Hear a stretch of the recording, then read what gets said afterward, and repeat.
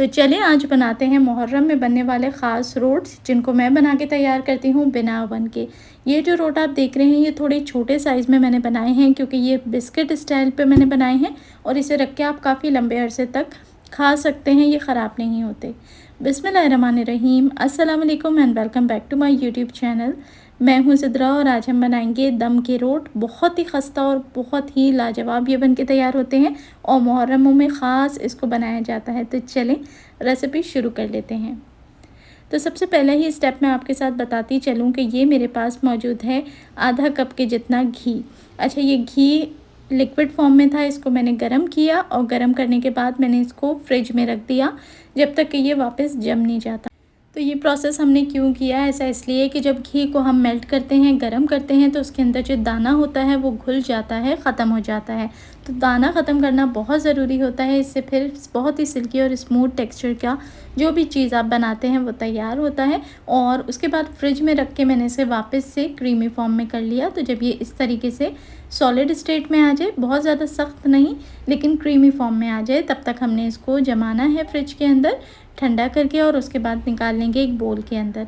अब इसी बोल के अंदर मैंने ली है आधा कप की जितनी पिसी हुई चीनी। घर की नॉर्मल दानेदार चीनी थी जिसको मिक्सी जार में पीसा, और पीसने के बाद आधा कप की जितनी जो क्वांटिटी थी उसको मैंने घी के साथ मिक्स कर लिया।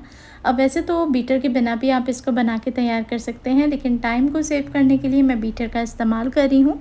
और चीनी को और घी को हमने अच्छे तरीके से बीट करना है। इतना अच्छे से बीट करेंगे कि ये थोड़ा सा वाइटिश हो जाए, सफ़ेदी माइल हो जाए और अच्छे तरीके से वेल कंबाइन हो जाए। तो यहाँ देखें, अब आपको वाज़े इसके कलर में डिफरेंस महसूस हो रहा होगा, ये बिल्कुल क्रीमी टेक्सचर का हो गया है। तो जब ये इतना हो जाए तो इसके अंदर हम शामिल करेंगे हाफ़ टी स्पून के जितना इलायची पाउडर। अच्छा, इसके अंदर किसी किस्म का कोई एसेंस मैं इस्तेमाल नहीं करूँगी, सिर्फ़ और सिर्फ मैं इसके अंदर इलायची पाउडर ऐड करूँगी और इलायची की खुशबू पे ही ये तबारक की रोटी बन के रेडी होती है।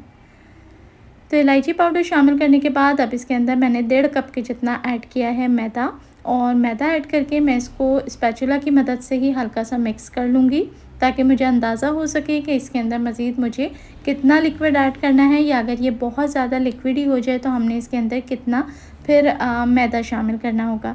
तो फ़िलहाल इसको रफली सा मिक्स करेंगे। अभी ये थोड़ा क्रीमी फॉर्म में आपको नज़र आ रहा है, लेकिन अभी मेन इंग्रेडिएंट इसके अंदर डलना बाकी है, जो कि है सूजी। तो यहाँ पर तकरीबन मैंने ऐड करी है आधा कप से थोड़ी सी बढ़ाकर सूजी, और ये शामिल करी हूँ हाफ़ टी स्पून के जितना बेकिंग पाउडर। याद रहे बेकिंग सोडा का इस्तेमाल नहीं करना, बेकिंग पाउडर ही यूज़ करना है। और अब अच्छे तरीके से आपने इन सभी चीज़ों को मिक्स करना है। तो इस स्टेज पे आप देख सकते हैं कि ये जो बैटर है ना, ये थोड़ा आपको ऐसा लगेगा जैसे ये बिल्कुल अच्छे तरीके से प्रॉपर नीड नहीं हो सकता और ये टूटता रहेगा। तो बाइंडिंग के लिए अभी इसके अंदर हमने एक चीज़ मज़ीद शामिल करनी है, जिससे हमारे जो रोट हैं वो टूटेंगे नहीं और इसके अंदर बाइंडिंग आ जाएगी। वैसे मैं बताती चलूँ कि रोट का जो अपना स्ट्रक्चर होता है, जो टेक्सचर होता है, जो अपनी इसकी फॉर्म होती है, वो इसी तरीके की होती है कि हल्की फुल्की ये जो है क्रैकी स्ट्रक्चर रखता है। इसका टेक्सचर क्रैकी होता है, मुकम्मल तौर पे स्मूथ नहीं होता बाकी बिस्किट्स की तरह। लेकिन हमने इसको इस काबिल करना होता है कि ये एटलीस्ट इतना हो सके कि हम इसको बना सकें और बनाते हुए ये ना टूटे। तो बस अब देखें, हाथों की मदद से मैं इसे अच्छे तरीके से मिक्स करूँगी और जितना कि मैं इसको इकट्ठा कर सकूँगी उतना करूँगी। लेकिन अभी आप देखें कि मुसलसल इकट्ठा करने के बावजूद ये टूटे जा रहा है। तो अब बारी आती है इसके अंदर अंडा शामिल करने की।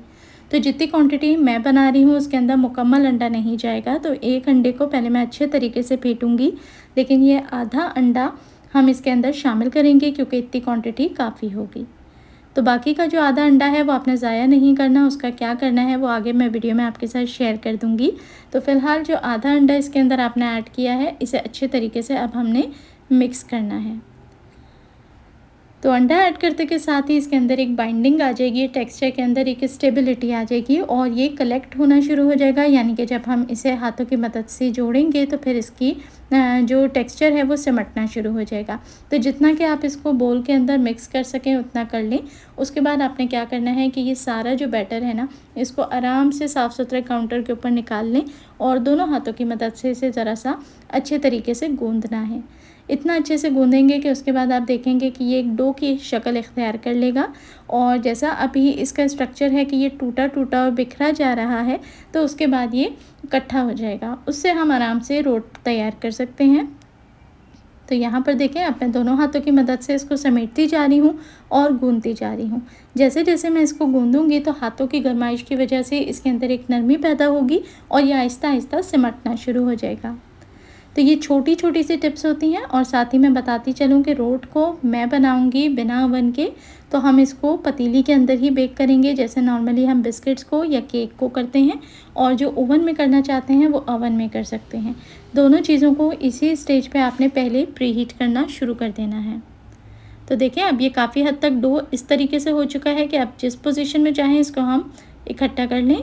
ये देखें, तो जब ये सिमट जाए तो अब हमने रोट की कटिंग कर लेनी है। इसके लिए मैं बहुत ही आसान तरीका आपके साथ शेयर कर देती हूँ।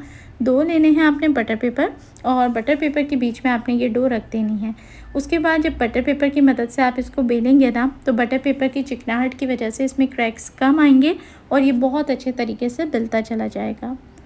अगर आप इसे बिना बटर पेपर के बेलेंगे तब भी ये बिल जाएगा, लेकिन उससे क्या होता है कि डो मुसलसल बेलन के ऊपर लग के उखड़ती रहती है।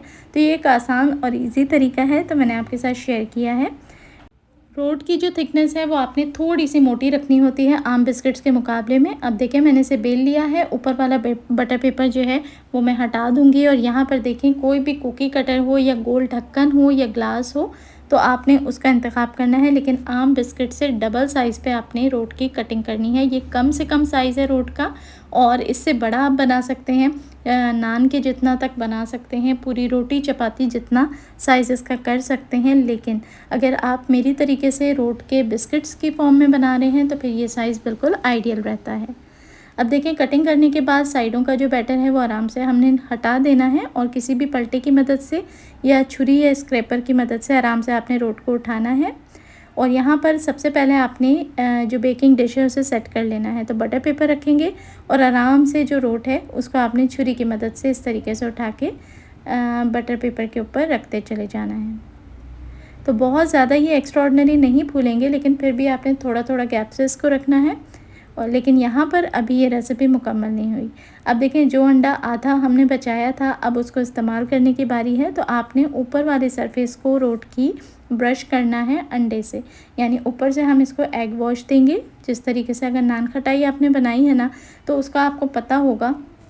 मैं भी ऑलरेडी बहुत दफ़ा नान खटाई आपके साथ शेयर कर चुकी हूँ, तो आपको मालूम होगा कि उसमें भी इसी तरीके का टेक्सचर होता है। और इसी तरीके से हम जो है उसको अंडे से ब्रश करते हैं ताकि ऊपर एक खूबसूरत सा कलर आ सके।